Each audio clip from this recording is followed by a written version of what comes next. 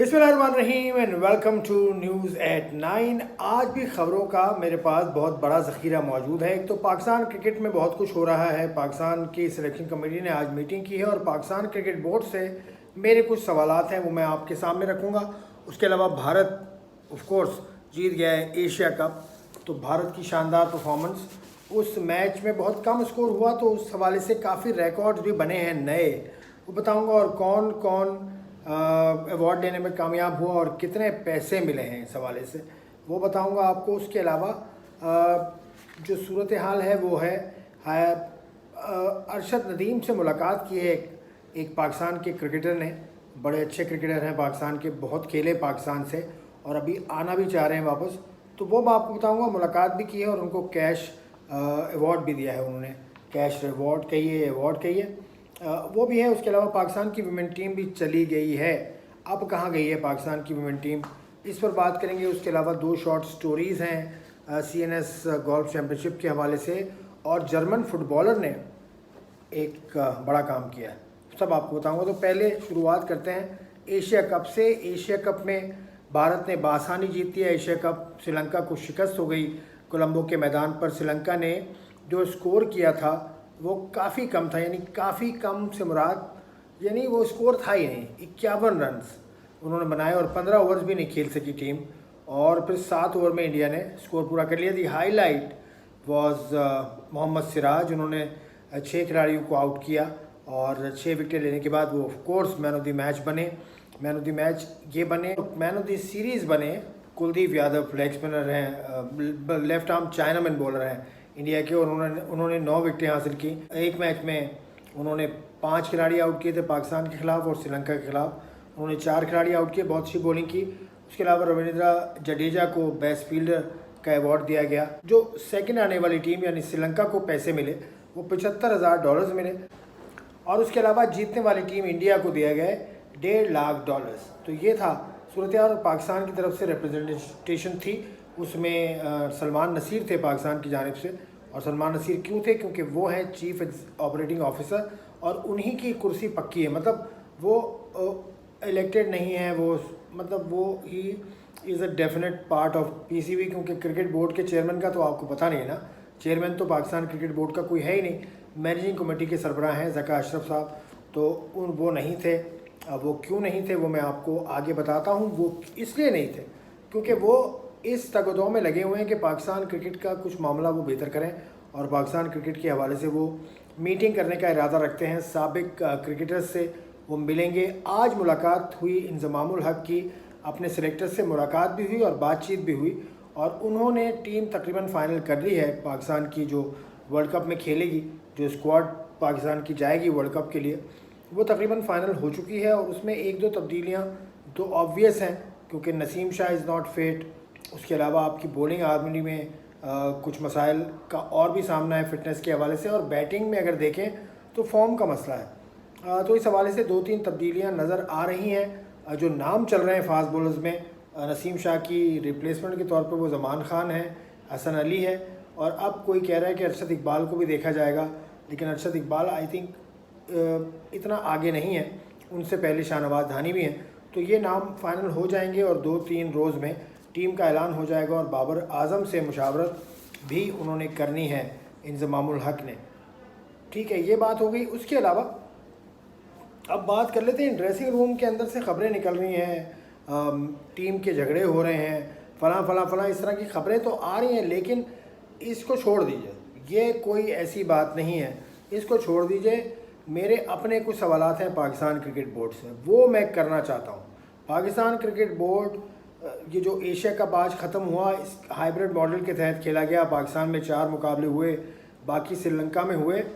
तो ये hybrid model किसकी फरमाइश पे हुआ? क्योंकि हाइब्रिड मॉडल होने से क्या हुआ कि लड़के आपके थक गए, तो आपको काफ़ी मूव करना पड़ा। कोलंबो आ रहे हैं आप, वहाँ से आप लाहौर जा रहे हैं, लाहौर से मुल्तान जा रहे हैं, फिर आप कोलंबो आ रहे हैं, कोलंबो से पाली किले जा रहे हैं, या हम मंटूरा जा रहे हैं, या जहाँ भी जा रहे हैं, उस हवाले से बहुत ज़्यादा उनको फटीक थे, लगे हुए होंगे, यकीनन हुए होंगे। उसके अलावा जो ट्रैवल प्लान आपने देखा था शाहनवाज धानी का, पिछले प्रोग्राम में मैंने डिस्कस भी किया था, ओ भाई उसको क्या तुमने बनाया हुआ है कि लाहौर आ रहा है, इस्लामाबाद जा रहा है, फिर कराची आ रहा है, फिर वो फिर वो बाय विया दुबई वो पहुंच रहा है श्रीलंका, और उसका पहुंचना भी बेसूस साबित हुआ। ये है। उसके अलावा मुतबादिल दिन जो सिर्फ पाक भारत मुकाबले के लिए रखा गया था, उस पर भी सवाल उठ रहा है, उठना चाहिए। मैं इस प्लेटफॉर्म से और अपने दूसरे प्लेटफॉर्म जो भी मेरे पास अवेलेबल है उनसे मुसलसल ये सवाल उठा रहा हूँ कि क्यों नहीं इस टूर्नामेंट का की तमाम टीम्स के जरिए ये रूल था कि अगर मैच वॉश आउट होता है तो दोबारा होगा, अगले रोज़ होगा। क्यों पाक भारत को ये आपने लिवरेज दिया? इस पर सवाल उठना चाहिए, इस पर बात होनी चाहिए। उसके अलावा बात होनी चाहिए कि जय शाह साहब से आपने पूछा कि ऐसा क्यों किया उन्होंने। जय शाह साहब कोई भी जवाब दे देते हैं, पीसीबी उसके हवाले से कुछ ओपन बात वो पीसीबी नहीं करता, तो ये बात है। दूसरा, लोगों पर पाकिस्तान नहीं लिखा हुआ था एशिया कप के। This is a serious question which I have been raising since day 1 of the Asia cup. तो उसमें क्या सूरत हाल हुई वो नहीं पता। सेंट्रल कॉन्ट्रैक्ट्स का मामला क्या है? पाकिस्तान क्रिकेटर्स और पाकिस्तान क्रिकेट बोर्ड के दरमियान क्या मसला है? ऐसा किस बात का डेडलॉक है कि सेंट्रल कॉन्ट्रैक्ट आपने अभी तक नहीं दिया, वो भी नहीं बताया आपने। और तबादुल से जो लड़के ज़ख्मी हो रहे हैं, मतलब द लिस्ट गोज़ ऑन। जो अगर रिसेंट हिस्ट्री में अगर जाएँ तो 21 में आपका यासिर शाह इंजर्ड होता है, उसके बाद तवातुर से इंजरी हो रही है। शादाब भी इंजर्ड हुए, नसीम शाह भी हुए, फ़खर भी हुए, रिजवान भी हुए, शाहीन शाह अफरीदी भी हुए, और भी बहुत सारे लड़के इंजर्ड हुए, धानी इंजर्ड हुए, और अब आपकी लिस्ट में नसीम शाह का नाम भी आ गया। तो ये तवातुर से इंजरीज़ की वजह क्या है, इस पर भी बात होनी चाहिए। इस हवाले से मेरे सवाल तो ये हैं। राशिद लतीफ़ जो पाकिस्तान के साबिक़ कप्तान हैं, उन्होंने बड़े सवालात पाकिस्तान क्रिकेट बोर्ड से किए हैं, और उन्होंने पाकिस्तान क्रिकेट बोर्ड को आईना दिखाया है बेसिकली। वो क्या है वो मैंने एक वीडियो आज ही की है, उसका लिंक मैं डिस्क्रिप्शन में आपके लिए छोड़ रहा हूँ, तो आप वो भी देख लीजिएगा। तो ये थी सूरत हाल। उसके बाद अब आप आ जाइए कि अहमद शहजाद की मुलाकात हुई है। पाकिस्तान के क्रिकेटर हैं, राइट हैंडेड बैट्समैन हैं, बहुत दिलकश स्ट्रोक खेलते हैं, और अभी हाल ही में कायज़म ट्रॉफी में इनकी सेंचुरी भी है इस राउंड में, सेकंड राउंड में। तो बहुत अच्छी फॉर्म में भी ऐसा लगता है कि नज़र आ रहे हैं। अहमद शहजाद मिलने पहुंच गए अरशद नदीम से, जो वर्ल्ड एथलेटिक्स चैम्पियनशिप में जिन्होंने सिल्वर मेडल हासिल किया है हाल ही में, उनके घर वो गए, उनसे मिले, उनकी तारीफ़ की। उनके लिए उन्होंने 10 लाख रुपए इनाम भी दिया। उनको 10 लाख रुपए अहमद शहजाद की तरफ से मिले अरशद नदीम को, और उन्होंने ये भी उम्मीद ज़ाहिर की कि पेरिस ओलंपिक्स जिसके लिए अरशद नदीम क्वालिफाइड हैं, अब वो वहाँ बेहतरीन कारकर्दगी दिखाएंगे। ठीक है जी, ये हो गया। उसके अलावा सूरत हाल ये है कि एशिया कप के फ़ाइनल में कुछ रिकॉर्ड्स भी बने हैं, वो आपको पहले बता दूं, या पहले विमेन क्रिकेट की बात करते हैं। पाकिस्तान की विमेन क्रिकेट टीम निकल गई है चाइना के लिए, और चाइना में एशियन गेम्स खेलेगी। पाकिस्तान टीम 2 मरतबा एशियन गेम्स जीत चुकी है। सना मीर कप्तान थी।